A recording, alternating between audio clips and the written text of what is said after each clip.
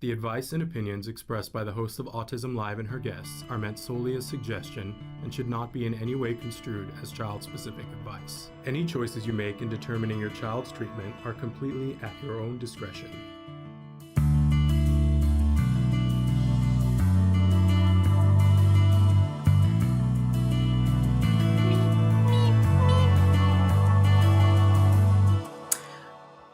Good morning and welcome to Autism Live. It's always a race to see, can I make it go live on my Facebook in the amount of time?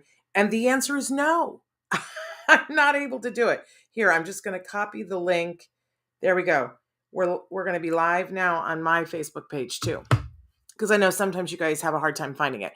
So good morning, I'm Shannon Penrod, and I'm technologically challenged. And you, how are you this morning? I'm thrilled to be here with you guys. Can I tell you, it's such a privilege to be here. And I always love when we have an opportunity to do the show. But I was saying, I don't know if you guys are like this. I was saying to Traven this morning that I'm one of those people that, if we have to do something for a really long time, I'm great until the very last week of whatever it is. I remember I did summer theater a million years ago when I was young. And, we had to live in a camper, and there was, you had to walk 3 blocks to go to the bathroom. It was just only things you can do when you were young. And we would do like 108 days of performances. It was just grueling. And I could do it. I did the whole thing. And then it would be the night before the last show. And I would go, we can't do this. I can't possibly live in a camper for 108 days. And then everybody would have to remind me that I had just done it for 107 days. I'm that way right now about doing shows at home.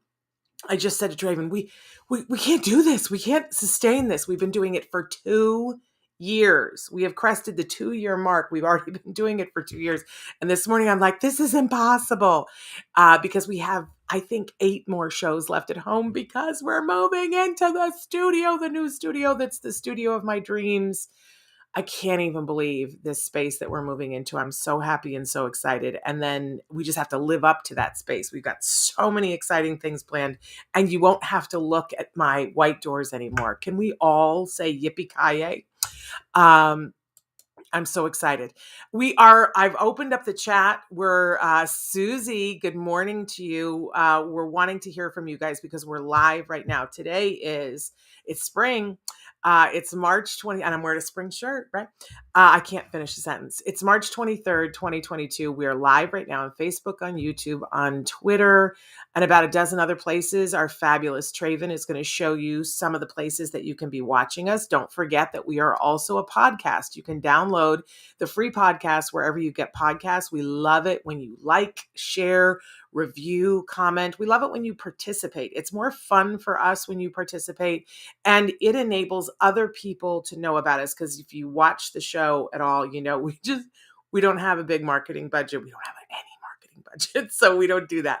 We count on you guys. If you like what you find here, you share it. You guys have done so great with that. Do you know that in just a week, we'll celebrate, we'll be starting our 11th year of Autism Live. 11!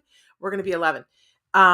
So that's really exciting to me. And when we started, we basically didn't tell anybody. We just went on the air and let people find us. And so now we're at the place where for the second year in a row, we're the #1 rated autism podcast worldwide. That's because you guys liked and shared and reviewed and whatever. So good morning, Amanda, and your blue hearts. That always wakes me up in the morning. I know we're here. Amanda's here. She's got her blue hearts. So it's wonderful. So feel free to write into the chat wherever you're watching. But, you can also always send us comments on the autism-live.com site. There's a chat at the bottom. It's not interactive, but I can get your messages and then we can talk about it here on the air. I also want to let you know that we are systematically, slowly moving everything over to autismnetwork.com. And when you go to autismnetwork.com, there is a tab that you just click for Autism Live, and then you're at the old Autism Live website. We're going to be retooling that throughout this year to make it fresher and better, because that website, yeah, it It is not the shining thing that we would like for it to be, but it's there. It works. And I know change is hard for me. It might be for you. You can always get there from autismnetwork.com. It's easier to remember. When we've had to say to people, go to autism-live.com, then you have to have the conversation about, is it a hyphen? Is it a dash? What is that? What do people call it? Yeah. It's not ideal. So autismnetwork.com, we don't have to have that conversation, right?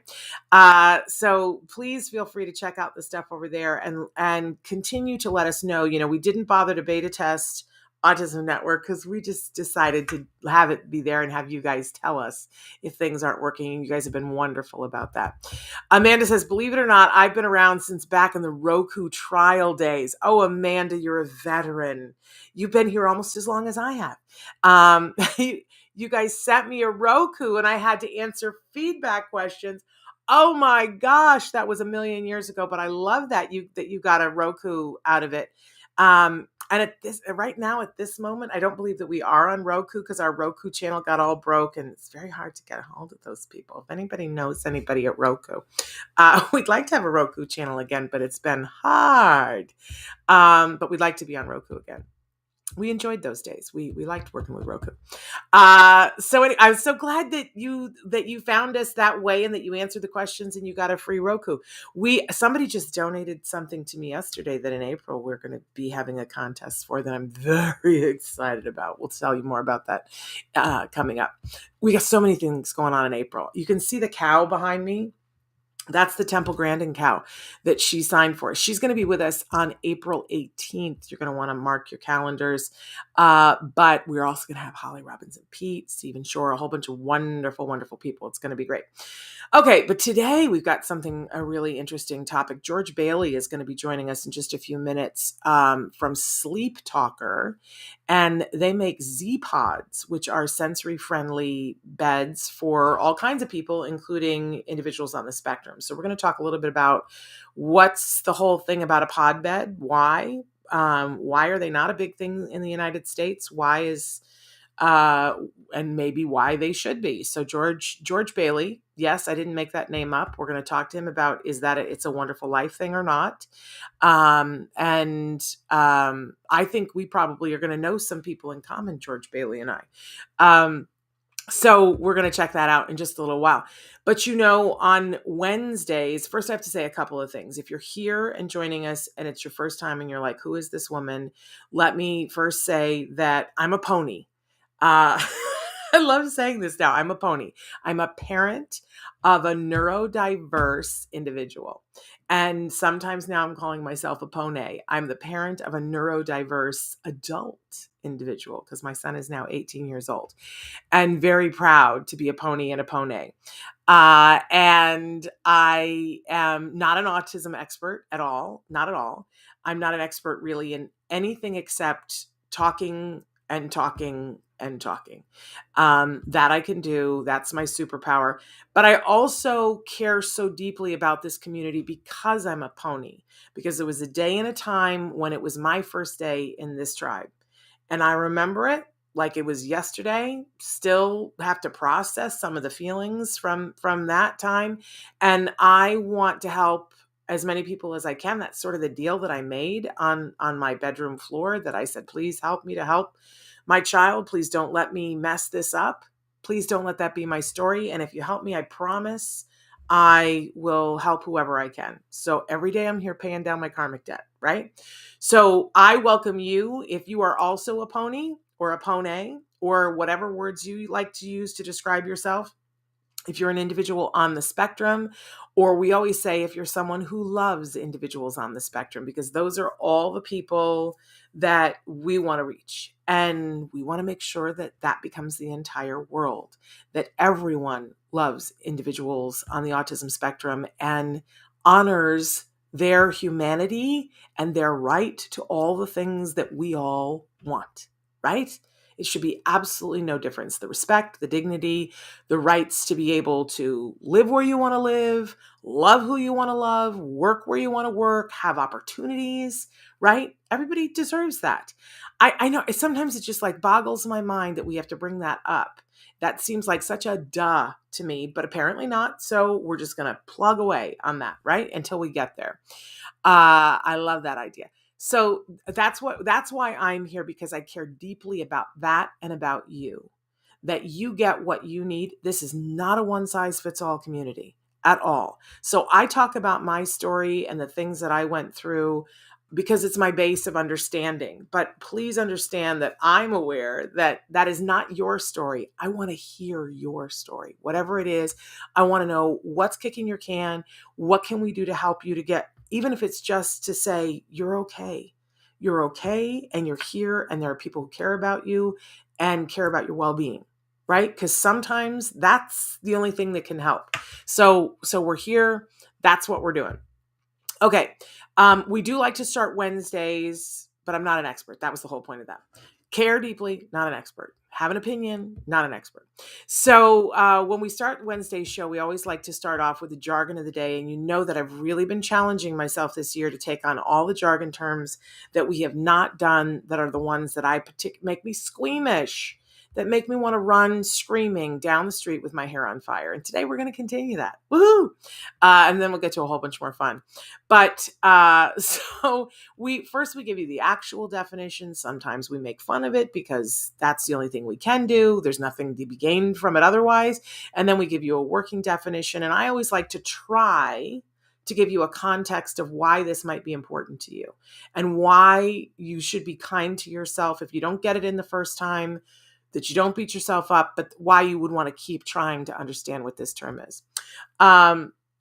So let's take a look at what today's term is. We're assessment week. It's the Vineland Adaptive Behavior Scales. I don't think I've ever heard anybody refer to it as the VABS, but I guess when they're writing reports, they probably do, because it's shorter than saying the Vineland Adaptive Behavior Scales. But I think when you're talking to caregivers and parents and teachers, everybody just calls it the Vineland. And it's one of those things that, they'll say, well, we need you to do the Vineland again.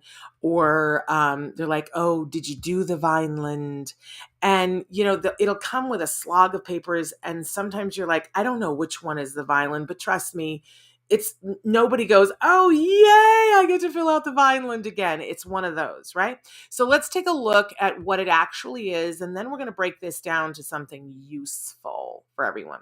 So the Vineland Adaptive Behavior Scales, the VABS, is one of the most popular measures of adaptive behavior in children in the United States and other Western countries. Thank you very much, from Sparrow et al.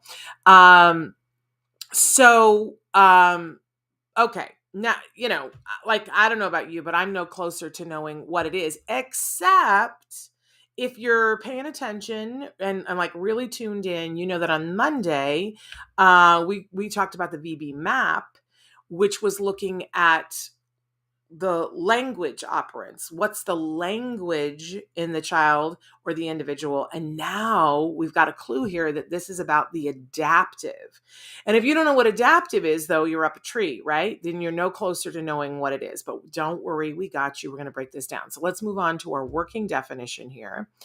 And in our working definition, it's a very common survey that parents will be asked to fill out about their child's ability to perform age-appropriate life skills.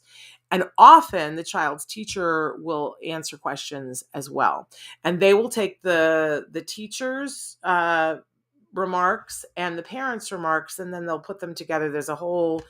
You got to take classes to know how to score a Vineland. That's a whole other Oprah, right? And as parents, if you're a parent, you don't have to worry about that. And if you're a professional, you'll be trained on how to do that.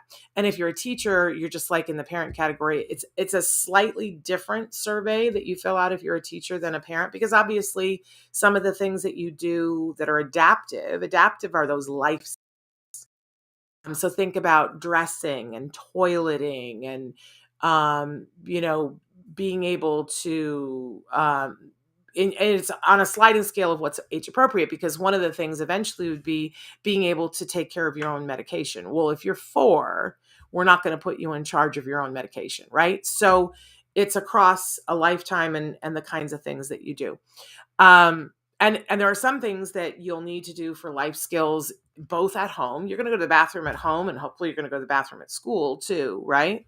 But there are other things that you may not do at school. I think the average child who goes to school is not taking a shower at school, because that's not part of most elementary schools. I imagine that it's a part of some of them, but not most of them. So that's why the tests are sort of different. So let's get down to nitty gritty here. This is one of those things. The Vineland is something that very likely, because it's so popular, if you were a parent of an individual on the spectrum, you're going to be asked to fill out the Vineland survey once a year. Not more than that. You shouldn't do it more than once a year, but there comes a day where they just throw a bunch of papers at you and they go, please fill these out and bring them back to us, right? The Vineland is one of those that makes us all go, oh no, not this one again. Because the scoring for it, I think, is, first of all, the questions are really hard and it brings up all the emotion. Can we acknowledge that when we have to sit down and fill out a survey that talks about what our child can't do, that is never going to be fun. Boom. Never going to be fun. No one goes, yay, I get to talk about the things where my child still is behind, So I think, first of all, we have to acknowledge the emotions, why we don't want to fill it out. And this seems to mystify the people who give us the test. They're like, why? It's not that big of a deal. Oh, wonderful.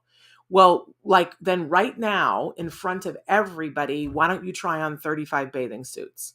And I'll say to you, it's not that big of a deal. What's the big deal, right? Because you have emotions about it, folks. That's why it's a big deal. And because this is the hard stuff. Nobody wants to focus on where the deficits are. However, there's a reason why we need to do it. Because I know a lot of parents, myself included, that we avoid then. They give you the packet of papers, and then 2 weeks later they're like, do you have the packet? I don't know where they went. Do you have another packet of papers? I've done that before, right? Because I just didn't want to do it. And what I learned along the way is that I have to first acknowledge the feelings and go, this is how I'm feeling about this.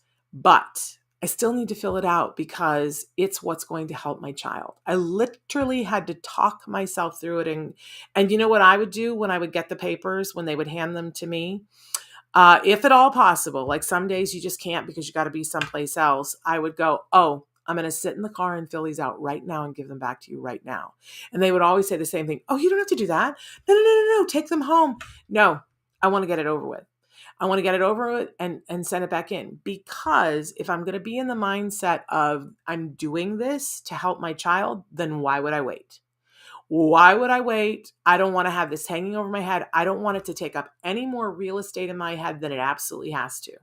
I'm going to rip this Band-Aid off, get it right back into you.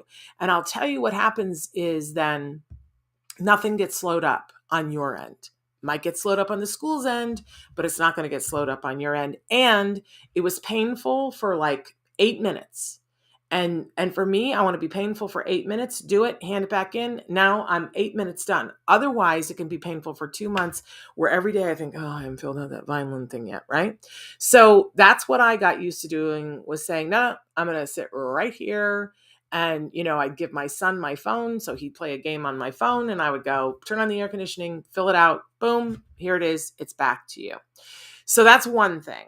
And that's how I was. You could be, you could feel entirely different about it. It's totally up to you. But I would also reward myself afterwards and say, I did something really good today for myself and for my child. I did it fast. I did it right. And I did it on behalf of my child and in honor of the fact that my child needs this to make progress. So I get a reward. And I would decide on that day what the reward was.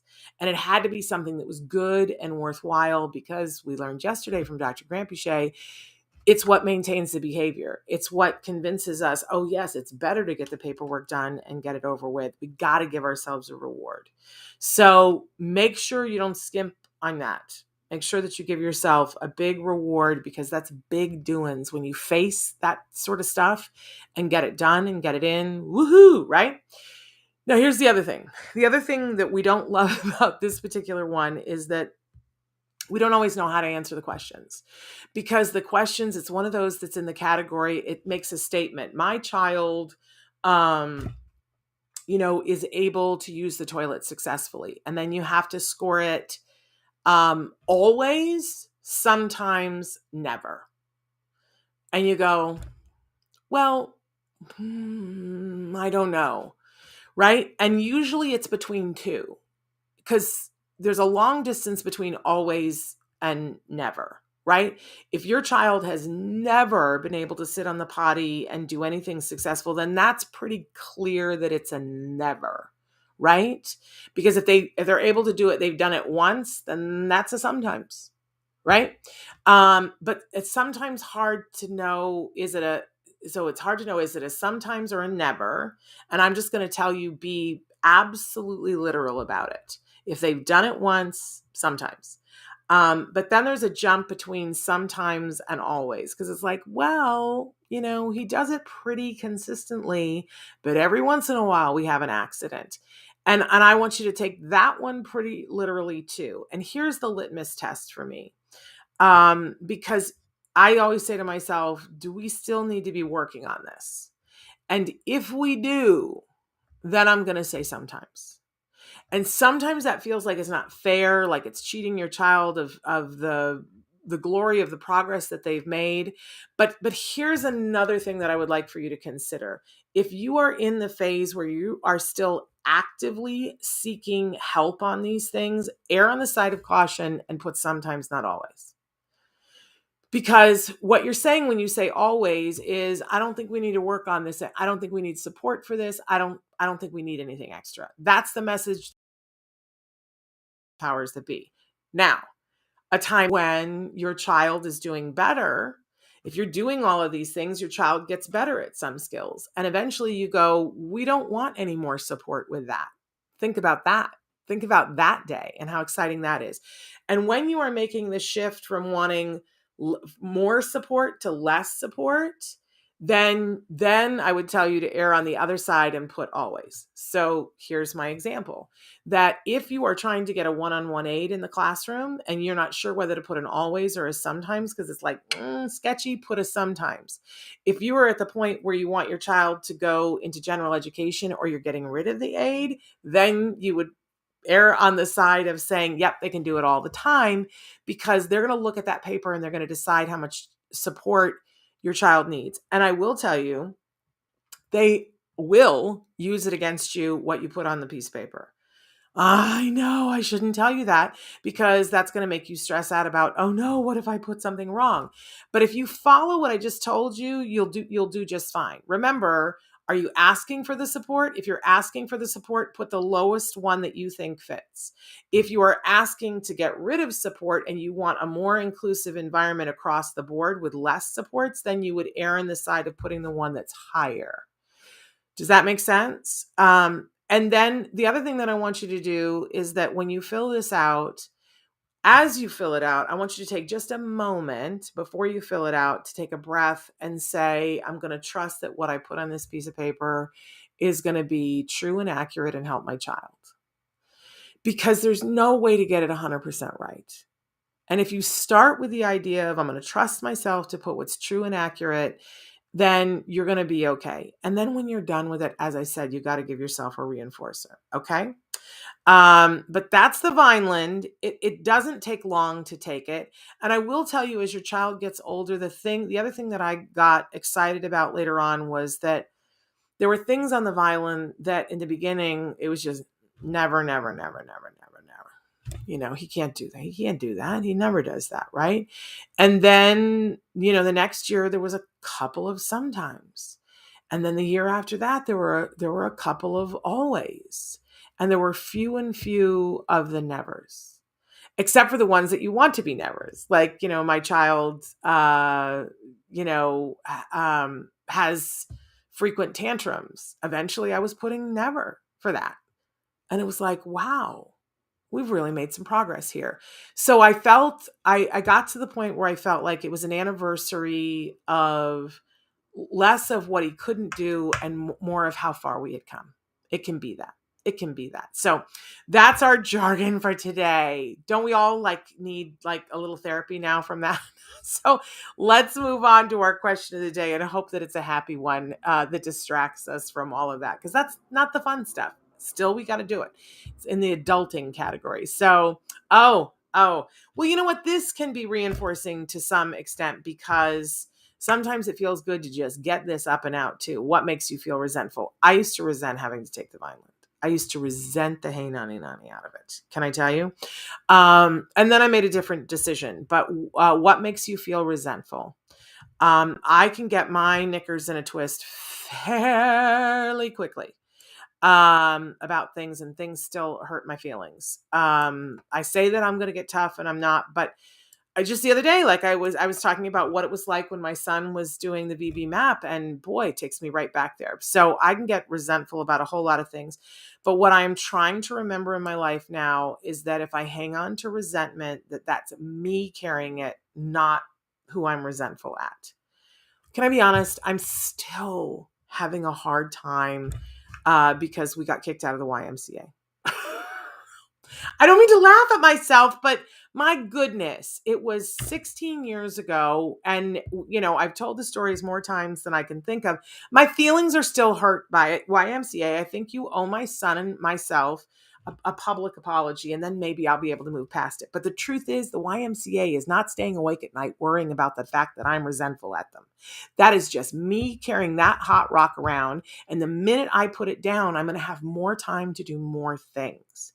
This is why I'm laughing at myself, because it's not hurting my son now or me at all. At all. I am choosing to hang on to that resentment, and I don't have to. So I'm asking you, what are you resentful at? Is it useful to you? Are you ready to put it down? Maybe I'll be ready to put the YMCA down today. And if I'm not, that's okay too. But I have to remember it's my choice to stay resentful, and that it's slowing me down. And I don't necessarily need that. Okay, let's move on to our topic this week, because I think this all goes sort of hand in hand here. Because sometimes the people that you're resentful at are the people that you thought were going to show up for you, and that didn't. Right? Like, I thought the YMCA was going to be part of my inner circle. I had been told by friends, go to the YMCA and you're going to have a group of people who are going to have your back. And I am resentful of the fact that it was the exact opposite, that they kicked us out because my child had autism. They don't do that anymore, by the way. I know so many people who had great stories about the YMCA and how awesome they were. It just wasn't my story. It wasn't my son's story.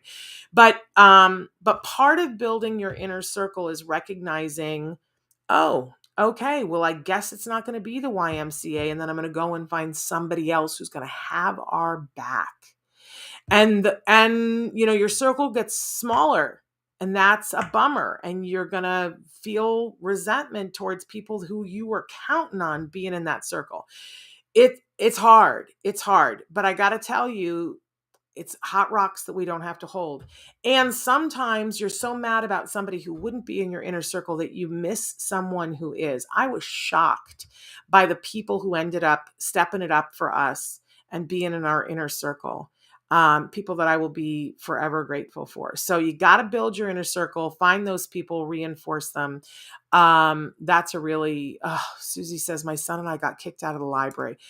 Isn't it crazy? Like, the library, but we're coming around the corner, getting to April, and April is the Autism A month. What are you working for? Awareness, acceptance, what are all the A words that we talk about, right? I know that there's a lot of people in the community who say, we don't need more awareness. Come on, we've got the awareness, except that then you go to a library and somebody doesn't know, and you go, all right, now we got to go back and teach these people how to deal with this, right? And that it's not something that you just close the door on. you're just going to adapt a little bit. Can you be a little flexible here?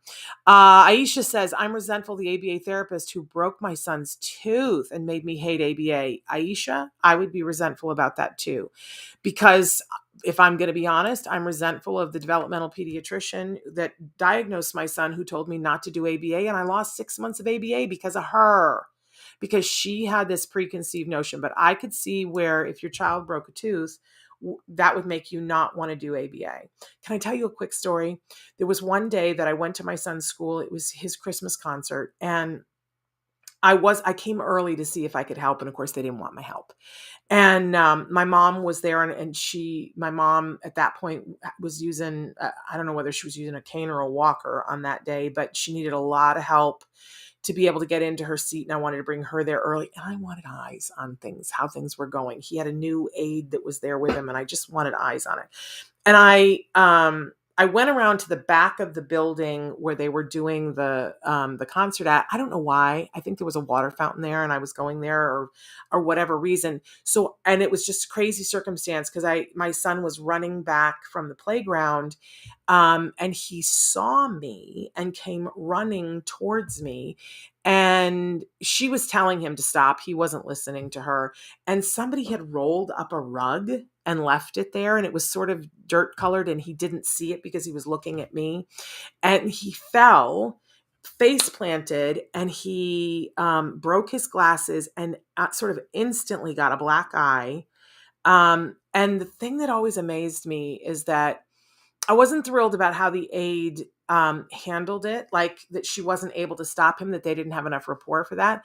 But I remember thinking, thank goodness I was there and saw that, because if he had come home with that, I would have assumed that someone had done something horrible to him. Do you know what I mean? And I would never have had another moment's peace with him going to school. But because I was there and I saw it, and they wrote up the whole report, and it wasn't quite how it happened. You know what I'm saying? And if I had not been there to see it, this mama's head would have come off and flown around the room. So it's super rough. I don't know if you were there and saw it when your son's tooth got broken. I don't know what the ABA therapist was doing, that a tooth got broken, but sometimes stuff happens. But I'm sorry that she made you hate ABA, and that however they handled it made you hate ABA. I hope that watching this show, you'll give ABA another look and just think of that person as being that person, or the moment being bad, whatever it was. But normally you don't lose a tooth doing ABA. Like, I think we can all acknowledge that.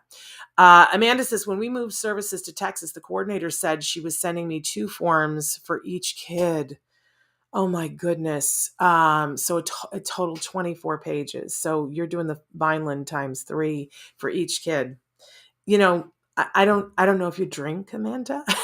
I'm not advocating drinking, but I know moms that are like, I get wine for filling out the Vineland.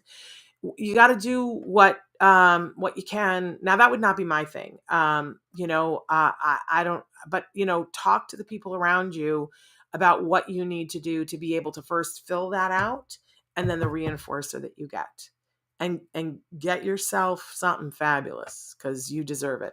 Erin saying hello to you. So thrilled that you're here. Trudy says, my special education daughter has mental health disability, but school refuses to accept.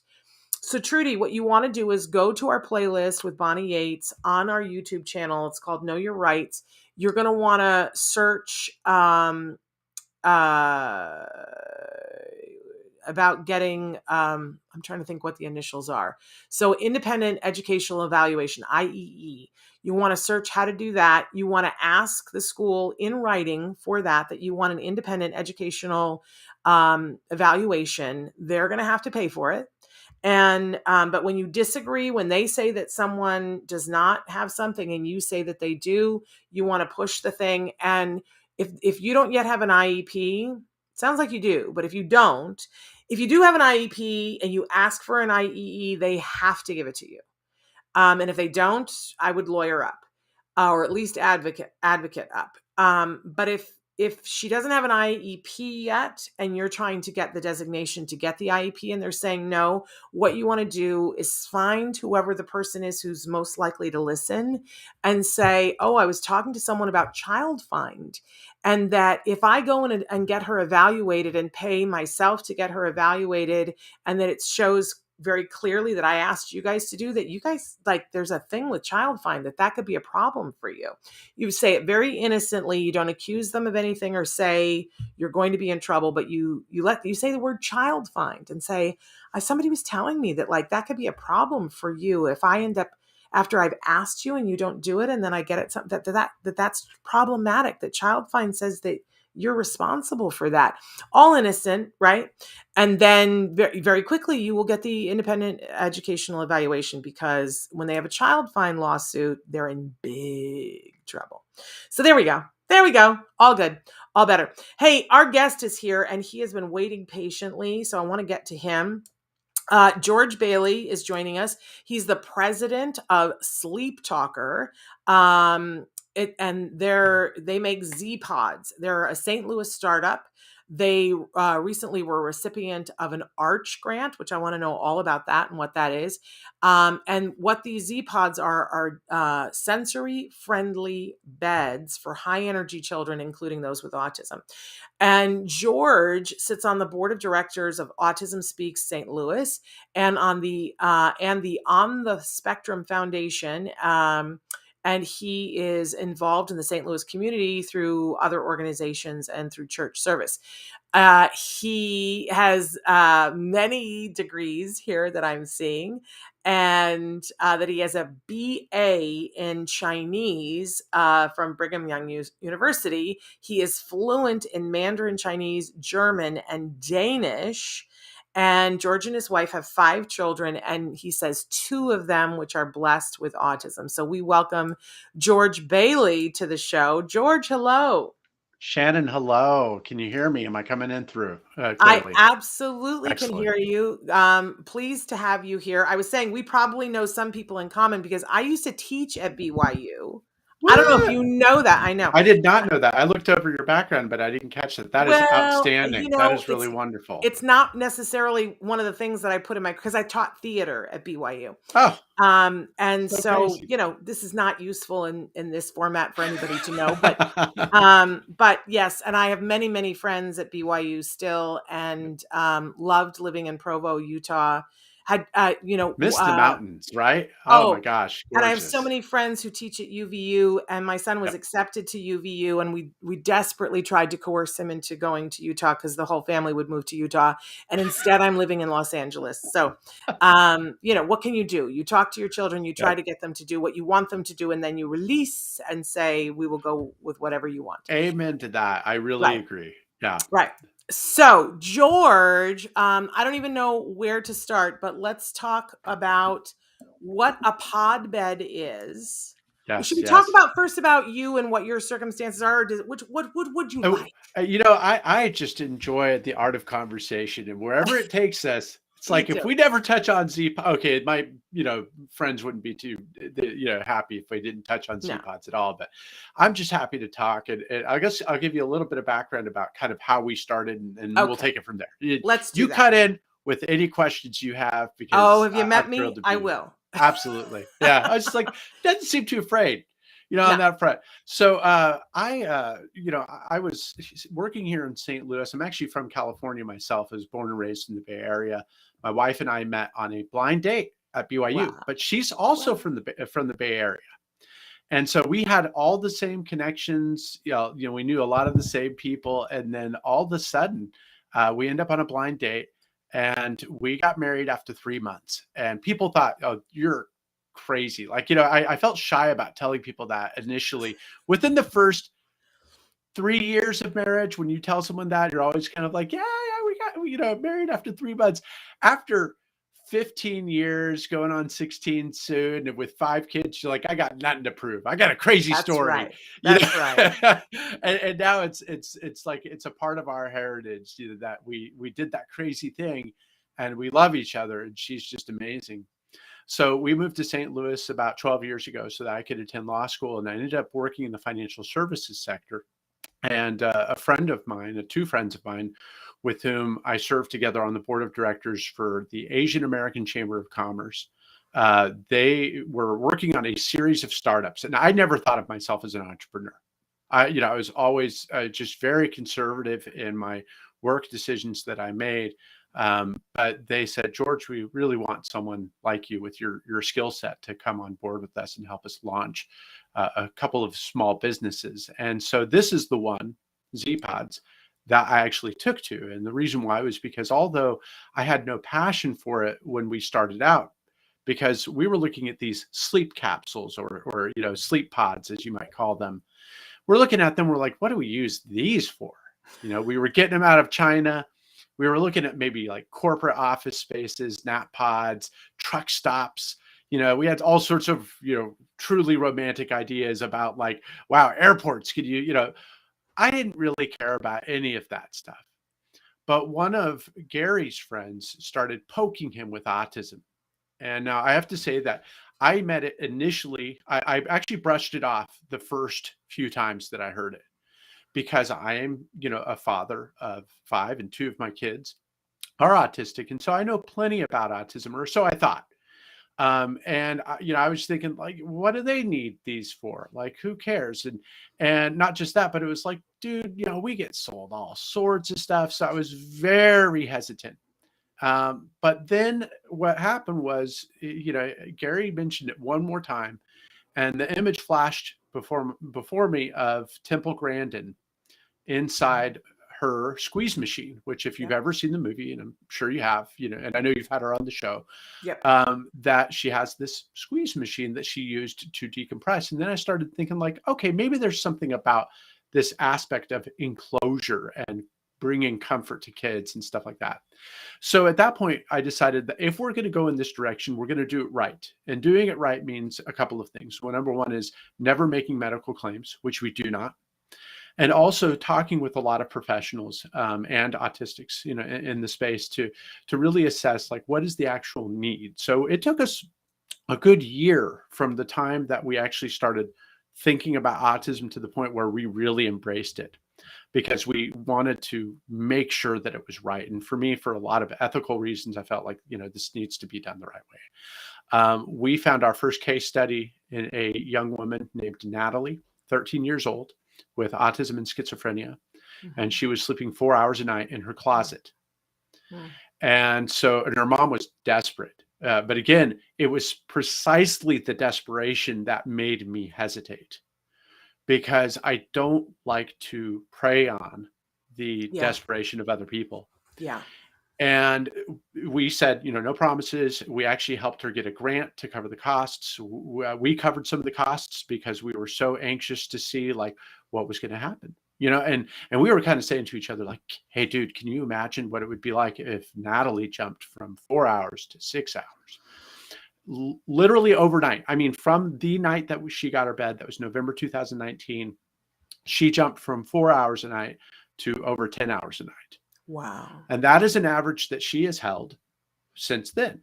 Wow. And so, we're going to release a pretty cool little short documentary about that experience very soon. So be on the lookout for that, where we highlight her story. And we've worked now with between 60 and 70 children.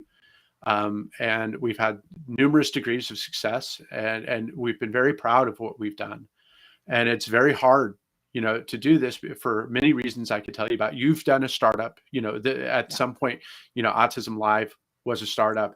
Yeah. Anytime you start your own business, there are exceptional risks that you take. And this isn't about garnering sympathy for ourselves, but rather to point to the parents that came on as early adopters to take a chance on us. And I think that by and large, we've been, very good. And sometimes I think there are ways that we can improve, but I'm really grateful to work with these families. It's been a true adventure, and we're just at the start of it. So let's back up a little bit and break this down. And I know Traven's got an image that he can show us at some point too.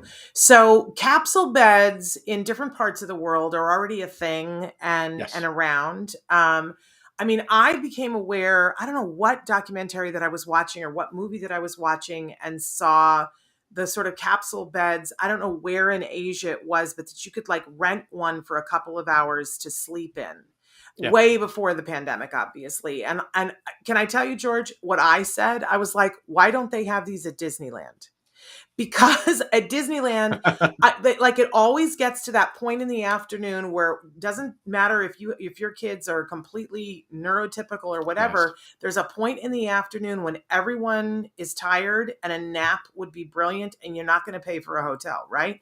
And Yeah. I've always said, why is there not like these capsule things? But for people who've never seen anything like this before, talk about just in general these pods and these capsule beds, and what because you said you guys wanted to bring them to the United States, and so there's the picture. This is of an actual Z-Pod, correct? So actually, and even more exciting than that, that is the new one that we're putting out in June. So the old one was, probably what you saw was a made in China product that, again, very cool. You get inside, you get fan control, you get to control the lights, the mirror lights, you get to, control, close out all the lights so you get this dark space, and that's great. But what we did was from the start, we started asking questions of our constituents. Hey, what is what do you want to see different? And what can we improve upon? What are your thoughts about this? And we got a lot of feedback. And the great thing about working with, autistic children and their parents is that you get feedback all over the place. Yeah. And so we decided that, okay, as we make this, we want to continually like push the limits of what this thing can do. In other words, we want it to be able to adapt to any specific individual and any specific taste. Everybody has what I call a sleep profile. Yeah. Okay. The way they like the, covers to be, the way they like the light to be, whatever it is that helps them to be able to initiate sleep, which is the end goal. That's what we're shooting for, to be able to do that. So we added a number of things that we're launching in June. Again, we've sold out the last of our made in China inventory. We brought all manufacturing back to the United States, and we redesigned the bed. So for example, I'll start with the fans. The original bed, you had 2 fans in the corners, 1 in each corner. And now, if you look behind me, let's see, you can see 2 fans on one side. And if you were to look on the other side there would be 2 more. So this background that we're seeing is as if you were this is the interior. The Yeah, this is the interior. And sorry, it's a little bit sketchy. I wish my background were a little bit better. But if I turn this off, it's fine. It's fine. You're in my office space, and it's not an office space to be proud of. Whatever. So, but we wanted 2 fans that go in and 2 fans that go out, which is new. To have extra circulation. We thought that was really essential. Yeah. And then the mirror lights, instead of being, before it's like you click different colors, and that's great. We wanted a full spectrum that could actually kind of, more smoothly move towards one color from the next. And of course, we also wanted to be able to make it so that you can have effectively a light show that goes on in your bed. We have speakers in the new one, which was high demand. Everybody wanted speakers, and we thought, oh, we could totally do that. So now we have speakers in all of the beds.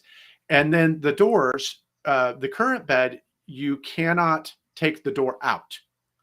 So it slides, it's embedded in the front panel. But those that you see right there, you can grab them by the sides, lift, tilt, remove. Okay. And so that makes it so that kids can, in the future, as we start creating more door designs, it's like, okay, you like this brand, then we can brand it that way. You like this shape or this pattern of stars or forests, we want to be able to individualize the bed entirely. Like that is the end goal. And then we also created an app that will be able to control the bed remotely so that parents can unlock and lock certain features as children display varying levels of maturity, so you can lock it so that lights go off at 8:15 no matter what, or they start to fade. The current lights cannot fade on the same scale that what we're creating will do. So they start to fade over the series of 30 minutes to gradually kind of dim and then, soothe the child. And a lot of this is very psychological, so that's what you're looking at is an enclosed bed, a capsule bed, or a pod bed. Okay. And now, before everybody loses their mind, we want to say that this is very specific for for people that want that sensory experience. Yes. Because I don't want anybody tuning in and going, oh, this is a punishment thing, or No, this no. is And not. that really Yeah, good point, because in our user manual, for example, one of our head tips is never, ever, ever, ever send your child to this bed as a form of punishment. The that's right. whole point is that bedtime has become perceived as a punishment for so many kids, Yeah. and it has to be something that they just look forward to. And that's the way it is for my kids now. We have 2 of these beds in my home. And, my son Joseph, he's 14 years old now. He's autistic. He would hate going to bed, and we'd send him to bed, and then he'd just bounce around his room Yeah. he would send him to bed at 8, and it would be 8 until 10, 11, 12, and now he's just Yeah. like, okay, go to my bed, hang out in my pod. It is his hangout space. When I give him our computer that has all of our music on it, because that's his favorite reward for doing anything, is being able to listen to dad's 70s jam and 80s Love it. jam. Yep. That he'll just go to his bed and chill out. So Yeah. there's a positive association there, and where you have a negative association, you're not going to get as effective of sleep. The whole entire point is that this becomes the safe space. It becomes womb-like. Exactly. And that Yes. they have control over the environment within that womb. And if anybody uses it for anything else, that's completely the opposite of what's trying to be created here. Yeah. So there's that. Now I want to ask some practical questions as a Please. parent. So on the new one, the gray door that has the sort of swish on it, that's the door that slides over so that they can get in. Correct. So there are actually 2 sliding doors that you can see there. Both of the ones that are that dark charcoal gray, those are both doors. Okay. And then where the blue panel is that a window that's there that they can open up the window? No, that's a mirror. That's a And mirror. the Okay. mirror, actually, one of the fascinating things, I was actually just telling my sister about this morning, is that something that was very profound to me. I didn't think that the mirror was that big of a deal, and we thought, oh, maybe we can save some costs by not having a mirror in every bed. But we were told adamantly, like, no, please keep the mirror, by several people, and I still couldn't figure out, like, well, but why? Tell me. I want to understand why. And there were 2 big reasons that jumped out. One more practical, and that was that, when you come in, there is a greater sense of kind of spaciness in there. If you go in and you never want your child to feel cramped. I mean, it's not necessarily a cramping space. If it's a twin size mattress, it's 6 feet 5 inches from end to end, and I can lie down in it very comfortably. Okay. But it does give it that feeling of like, oh, wow, it's like almost like doubling your real estate psychologically, even though you only have, whatever, 1,500 square feet, whatever it is. And so the other reason was more on the autism level. And I was talking with an adult who's autistic and very, and I love having that experience because they're in a better position to be able to articulate their needs. Yes. And this person was saying, well, when I have a sensory processing disorder, and when I feel out of sorts, all of my environment is out to get me, and I feel like I'm having almost a constant out of body experience. The mirror, when I look in there, it's almost like a reorienting experience. It's a reminder, okay. I am here. And so you'll notice, if you've ever seen kids with autism who love mirrors. Yes. And I don't know if that's true across the board, if that's why they all love mirrors, but it certainly seemed to make a lot of sense to me, Yeah. and so the mirror's there as a way of, it's a soothing agent, Yeah. Okay, great. So, and that was going to be my next question, was about like how big is the mattress? Is it a Twin. twin mattress? So, and then does the top come off? How do you change the sheets? Mom wants That's to know. Yeah. good question, Mom. And I love these questions because they are the practical questions that we get very Right. often. Whereas with the original, you have one door that occupies one side of that front that you see. This was one of the reasons why we wanted to have 2, and why we wanted to make them easily removable. Okay. Because you take those out, and then you have a bed that's a lot easier to clean, and you have a bed that's a lot easier to change. That was a big demand, and I feel like that's one of the things I'm most excited about as well. So you're not taking the mattress out every time you're changing the sheets. You've got a big enough opening to get in and Yeah, do and that. you can take the mattress out too if you want. You know, it's easy to do that on the new generation. Okay. Amanda says, my question is, what happens when they get older and they are so used to sleeping in the bed and something changes, something happens where they can't have the bed any longer? My son just started trying to sleep in his closet. I think it's very timely, Amanda, that George is here today. And Yeah. she says, I had to add a lock to his door. Mm, So, and we do see a lot of, even younger kids, but especially teenagers, start to go sleep in their closet. And parents are always mystified by why that is. But this is exactly, why you guys have created this, because they're looking for that enclosed experience. They yeah. feel safer there. But in terms of, you're saying you're a full grown adult, you're saying you can still sleep in there Yeah. comfortably. So Amanda's question is really good, and we get that one as well occasionally. We've worked with young adults. We even have a client who's a dentist, not autistic, and uses it in his office 15 minutes a day during lunchtime, just to chill Yeah. out it, and he loves it, you know. So we have started with kids in the sense that we feel like that's where we can grow organically from there until adulthood. But this does raise two really important questions. You know, is it desirable, you know, for an adult to be sleeping in this kind of a space?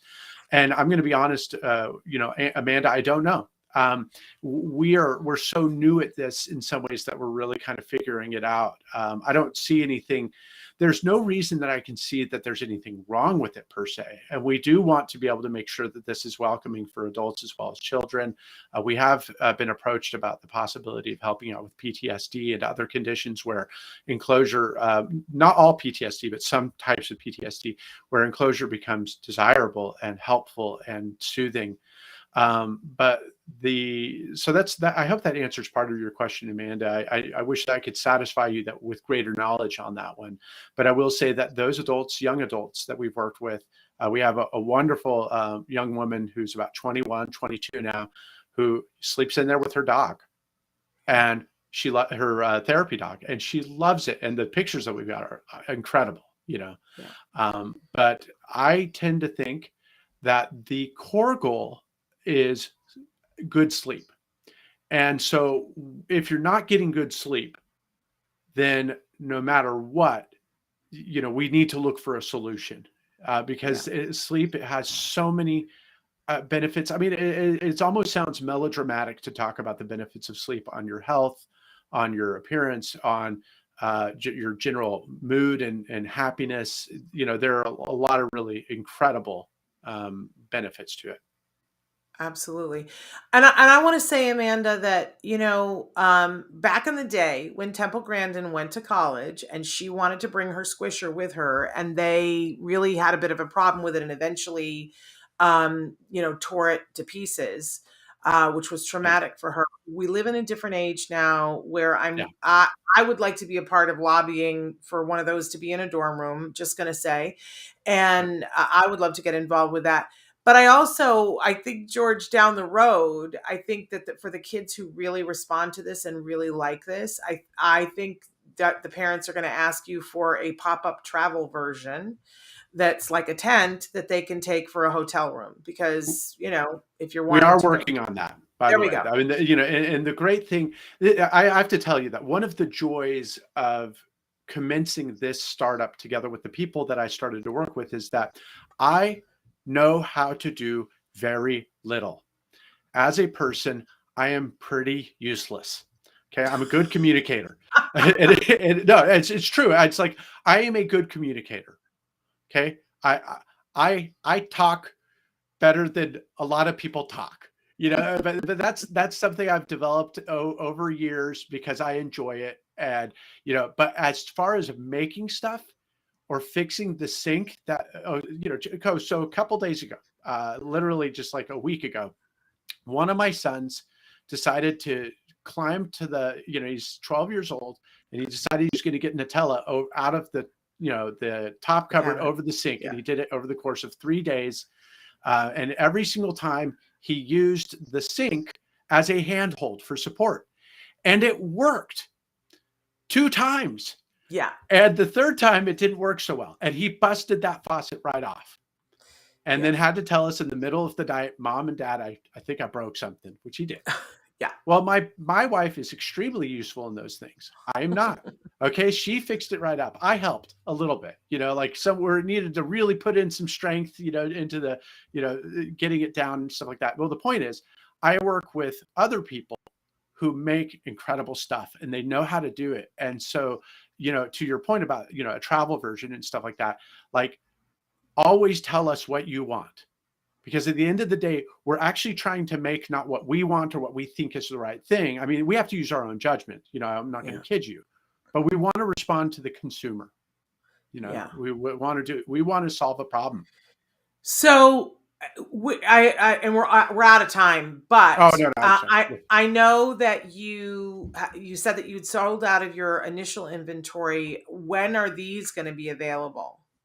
Great. So this new one is going to be available the middle of June. We're selling the first 288 at a strong discount, including shipping. So $2,800 altogether for the first 288, and that will include shipping anywhere within the United States. And we're always looking for ways to help parents who feel like, that's too much of a sacrifice right now. I'm going to say we acknowledge fully that it can be expensive for a lot of parents. And so we've gotten these covered by disability waivers in California, Ohio, Missouri.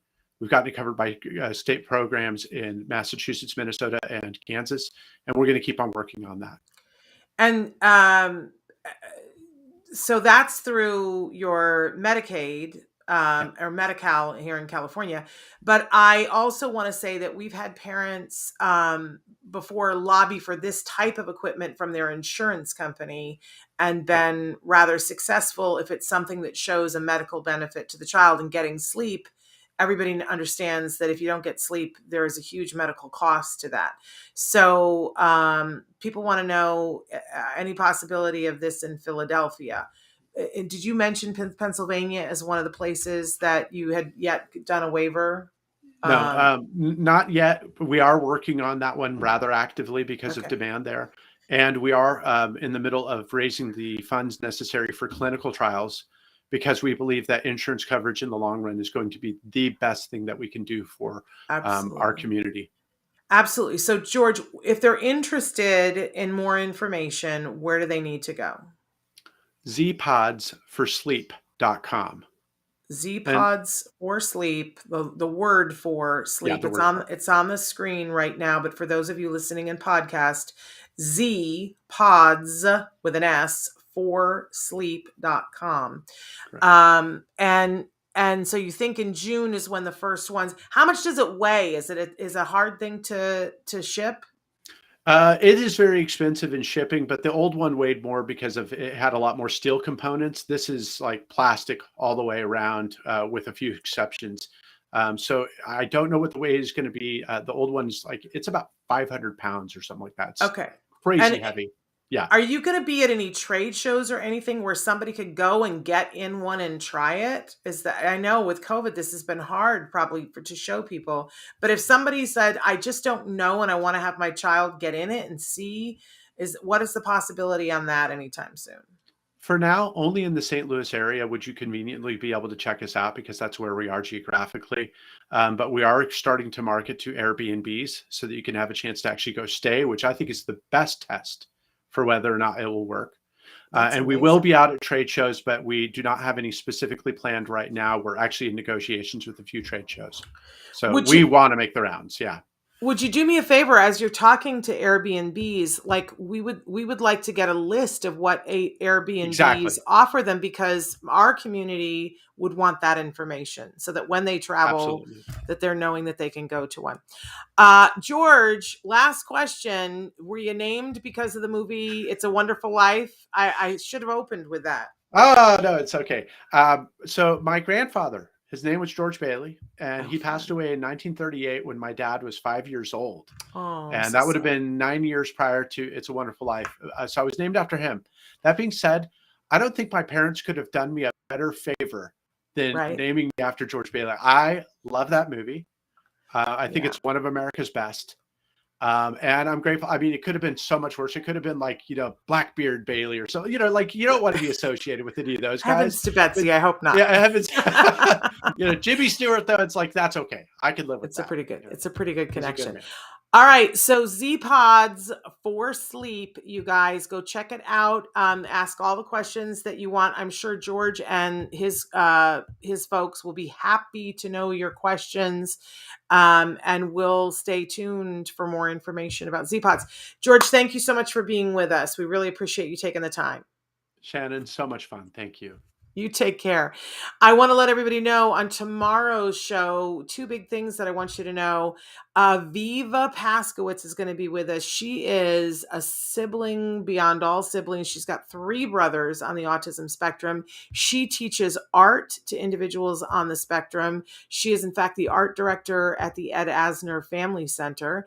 And she's remarkable. We've never had her on the show, but her mom's been on many times before. She's an incredible mover shaker young woman. Can't wait to talk with her and some of the projects that she's doing. If you have a kiddo who's interested in art, you should be taking her online for free art classes that are they've been available all throughout the pandemic, still available. She's incredible. So she's going to be here. Plus Nancy is going to go back through her 10 empowerment tips for parents of kiddos on the spectrum.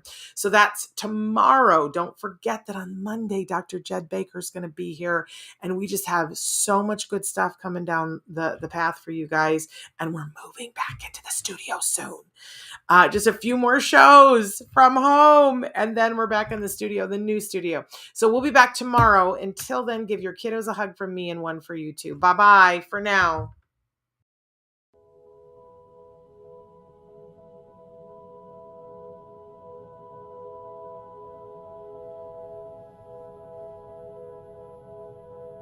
If you found anything helpful in this video, please give us a like. In fact, make sure that you smash that subscribe button on YouTube and give us a like on Facebook.